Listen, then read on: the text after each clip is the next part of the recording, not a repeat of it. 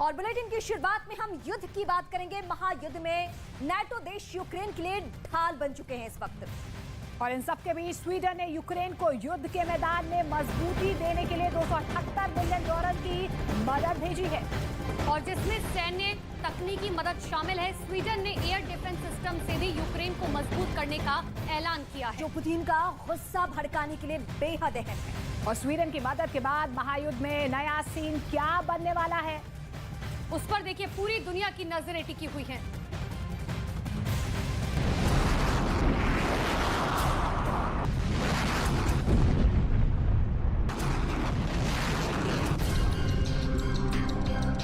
महायुद्ध में रूस ने अपने सबसे घातक हथियारों से तबाही मचा रखी है।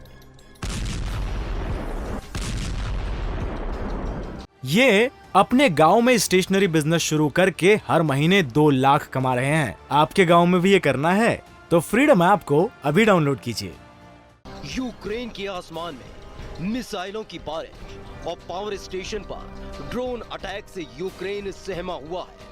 ऐसे वक्त में रूस का सामना करने के लिए यूक्रेन को साथी देश ने मदद भेजने का ऐलान किया।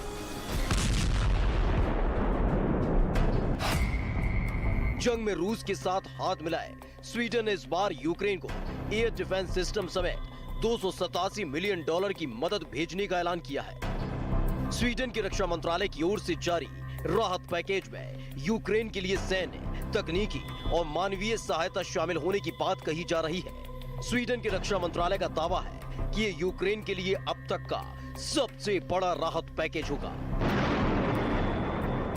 Detta är alltså det största biståndspaketet som Sverige har gett vid ett enskilt tillfälle till Ukraina, 720 miljoner.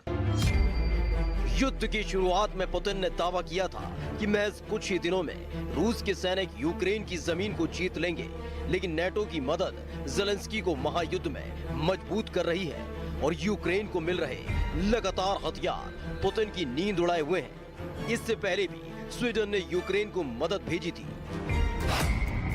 जिसमें स्वीडन ने 5000 anti tank rockets, 1,35,000 field ration, 5000 helmet और 5000 बॉडी आर्मर यूक्रेन भेजकर सेना का मनोबल भी बढ़ाया था और मैदान में मजबूत भी किया था।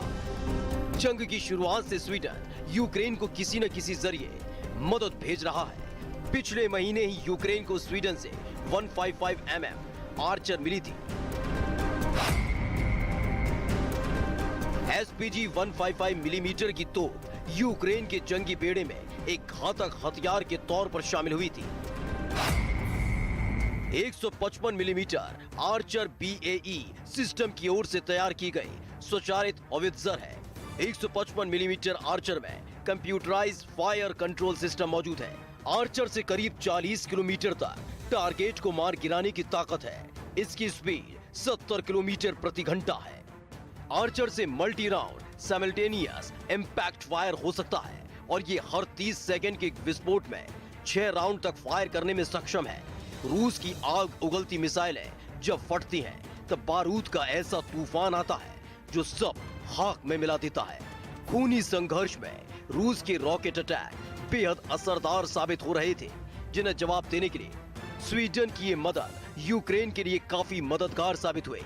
संघर्ष के 9 महीने बाद अब भी पुतिन यूक्रेन को शिकस्त देने का सपना लिए हैं, लेकिन नाटो का सपोर्ट यूक्रेन को महायुद्ध में मजबूत किए हुए है।